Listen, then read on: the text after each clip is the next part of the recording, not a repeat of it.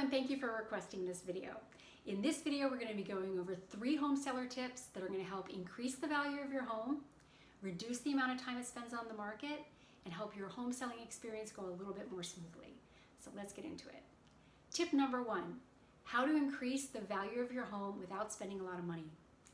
Clutter clear. Clutter clear, clutter clear, clutter clear. Can you say that 3 times fast? Clutter clearing is one of these things that you hear a lot about, and maybe you think about doing it, you should do it, but you don't. But when you're thinking about putting your house up on the market, you're going to be having a lot of people walking through your house, and if they see a lot of your stuff around, they have a hard time imagining themselves living in the house, right? So you want to reduce the amount of your personal items that are in the house when people are coming to walk through it. Where are places in your house where clutter tends to accumulate? Well, it's in the places where you spend the most time, right? Your bedside table, your living room coffee table, your dining room table, your kitchen counters, right? You tend to spend a lot of time in those areas, so you're always moving around and you're always putting stuff there, okay? So those are the areas where you want to focus first. Where are some other areas where clutter tends to accumulate? The places where we stick things to get them out of our way. So we have piles in corners, we have baskets underneath tables and sideboard tables, and we just kind of tend to throw things in there to get them out of our way. Maybe you do that, maybe you don't do that, but these are the things we tend to see as a realtor when we're walking through other people's houses. So what you want to do is kind of do a visual inventory of your house and be like, okay, where are there piles of things? Where are there boxes and bags and miscellaneous items that I just put there because I'm used to putting them there, or I put them there to get them out of the way, or I put them there because I'm using that space and I'm always doing things there. Okay, those are the areas you want to tackle first. Now, I have some clutter clearing tips that I could share with you. I'm not going to get into it in this video, but if you want me to send you an email, I'm happy to do that. What is another way that you can help increase the value of your home and help you also clutter clear? You're going to be moving out of the house anyway, so you might as well start packing. If you start packing, you're going to be removing a lot of items from the house, a lot of personal items from the house, and you're going to be clearing a lot of space. It's a really great thing to start thinking about and start doing if you're going to be selling your house. Probably a huge percentage of the items that are in your house you're not going to be using or needing over the next 2 or 3 months, so you might as well pack them away. Go to the grocery store, go to the Home Depot, get some boxes, label everything, be as organized as possible, but don't get too weird about it in your head, and put them away in a closet or in the garage, or rent a storage space and get it out of the house. The more space you open up in your house, the less personal items you have in your house, the easier it's going to be for people walking through to imagine themselves living there. Okay, what is another thing that you can do to help increase the value of your house without spending a lot of money? Tend to deferred maintenance items. Things that you just learned to live with, or you forgot, or you put it off, or you don't feel like you have time for it. Get those things taken care of now. Now, what are those kinds of things? So, when was the last time you had your furnace serviced and you changed the filter on your furnace? Walk through your house and look around your house. Do you have doors that are mismatched? Maybe you have a flat panel door on one door and you've got a 6-panel door on another door, and then you have like a really old-fashioned door that maybe has 5 panels and like 100 layers of paint. Now, those old-fashioned doors, they can be like accent doors, and they could be like wonderful pieces that you keep, and maybe it has a special knob on it or something. So you want to keep a door like that because it makes your house unique. But like bedroom doors, bathroom doors, basement doors, all those kinds of doors, you want to have everything the same. So 6-panel doors tend to be the norm. We now have 2-panel doors. Some of them have those arches at the top. Those are really nice looking. And not only do you want all your doors to match, or maybe you even have missing doors, you want all your doors to match, but you want all the hardware to match as well. I mean, you might have a silver doorknob on one, you might be missing a doorknob on another, and you might have a lever or a handle on another one. You want all your doorknobs to match. So replacing doors and replacing door hardware, it's really not going to be a huge expense. I mean, if you actually go to the Home Depot or the Lowe's, or you can just even go online and like price it out and be like, okay, I'm going to go through my house, I'm going to count all the doors, and I'm going to count, you're probably going to be able to do it for $400 or $500. Okay, some of the knobs even, you can buy them in packs, so you get a discount. Switch plates. Are you missing switch plate covers on your light plates or your outlet covers? Like, look at this. Hello, there's one missing right here. It happens, right? I don't know, you change an outlet, it broke, you took it off, you never put it back on for some reason. You know, it's just part of life. Get switch plate covers for all your outlets, get for your things. If you want to get upgraded switch plate covers, you can go to the Lowe's or the Home Depot, or you can go onto these specialty websites that sell that stuff, and maybe you can get something that's kind of unique, but get them for your whole house so they all match. Knobs and pulls on your kitchen cabinet doors. Are you missing any kitchen cabinet doors?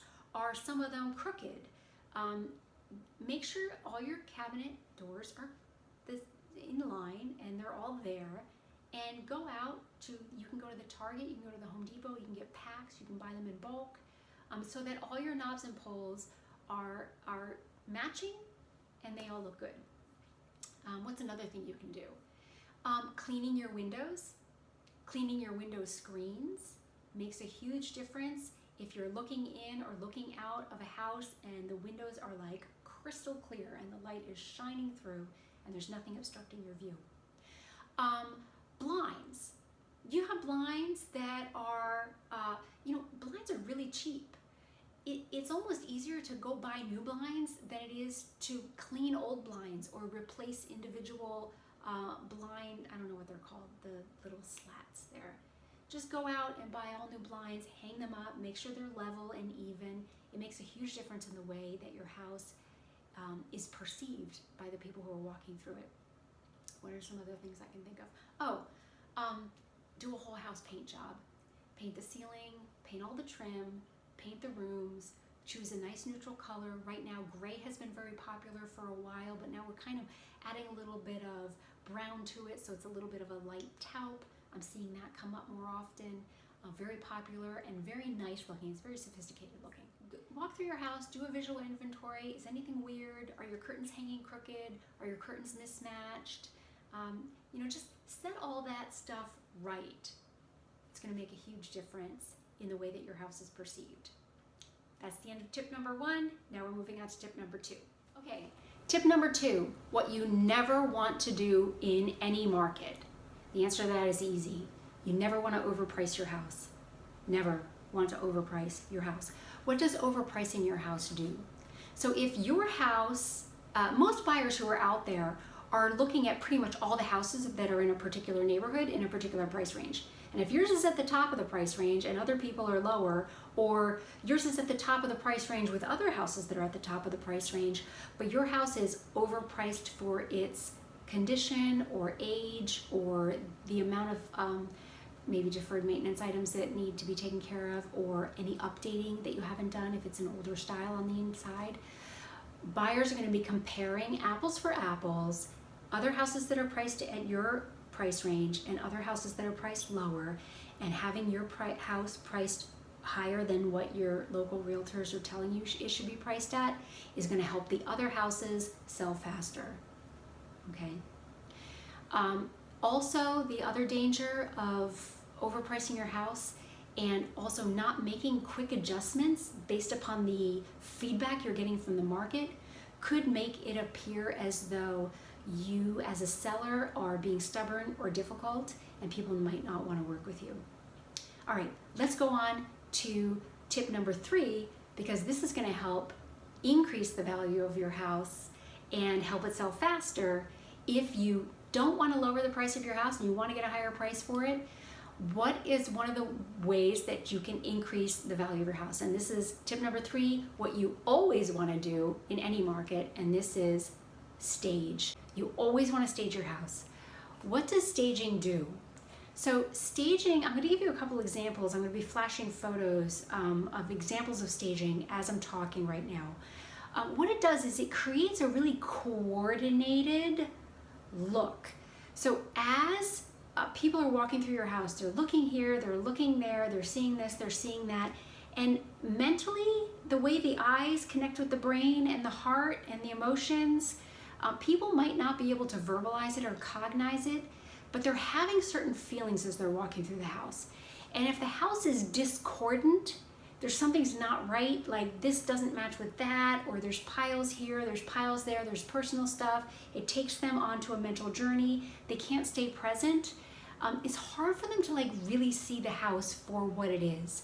But if you're walking through a house and everything seems to kind of be coordinated and matched, and one room flows into the other, and everything, you know, is kind of right? That's staging. All right, now so there's different ways that you can stage, and you may be like, well, I can't afford to stage, or I don't have that skill or this skill, or I'm not, you know, my stuff doesn't look good. So hopefully you're seeing how all this stuff is building on.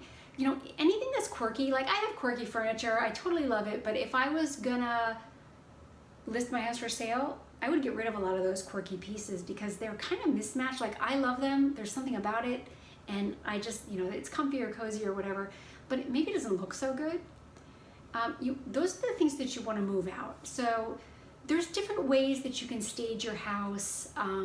Clutter clearing is a major thing. You want to clear countertops, maybe get a couple of different lamps, or get different pillows, or maybe get a different bed sheet or bedspread, or use certain blankets in your bedroom. Take certain things off the wall that maybe you like, posters, things that are messy or quirky or weird. Make sure everything's lined up. You might be able to put some depersonalized kind of artwork up there just to make everything look synchronous. You're coordinating colors, and you know, maybe you're getting a vase of flowers or something that you normally wouldn't have around, but you're putting it there just to make it look good. A lot of times I'll walk into a house and I'll see like the dining room is table set. Like no one leaves their dining room table set. That's staging. That's something that someone did on purpose to kind of give a sense of, oh, all right, this is how it will look when I live here, right? The statistics on staging are undeniable. A study recently came out and the statistics were released. Real estate agents were quizzed and questioned and asked to submit feedback responses on the effects of staging on time on the market and sale price. And it's like unbelievable. It's like 10 to 40% higher price and less time on the market. If you want an email with the actual statistics, I can certainly send it to you. Just send me an email and request it and I'll get it out to you. It's true, it's just undeniable. People walk through a house and everything matches and everything's coordinated and they can imagine themselves living here. I have one buyer who, she's very picky. The only houses she wants to see are ones that are staged in a particular way, that have a certain color scheme and have a certain layout. Like those are the only houses she wants to see. And as she walks through, it's like, this, can I buy the furniture? Like she loves it. This is my style, right? You want to create that kind of a feeling for someone who's walking through your house, like, yes, this is the place, okay? And you do that through staging. You can also hire someone to stage your house. They can come through, look at what you have, and you know, they can be brutally honest with you sometimes, and it might be hard, but you know, just go with the program. Get rid of this, get rid of that, get rid of that. Okay, I'm gonna get some new pillows for this furniture. Can we do without that table or without that chair? Okay, we're gonna take all these, they'll go through and they'll just do all that stuff for you for a fee. If you're not living in the house, that's really the best scenario, because you can hire someone to come in and bring their own furniture in, and they'll do everything for you, and it'll be like, whoa, right? There's a higher fee for that, but the best thing, the most workable solution for most people is just to do it themselves. Do the best you can. It's not going to be perfect, but if you follow these tips and tricks, you clutter clear, you start packing, you attend to deferred maintenance items, and you do the best you can to stage the property, it's going to be on the market less, you're going to get a higher price, and you're going to have a better experience as a seller in any market. Take care. I hope these tips have helped. If you have any questions, concerns, issues, related to anything I've said and you're ready to put your house on the market, feel free to reach me, Melissa Purnell, Remax Access. Look forward to hearing from you.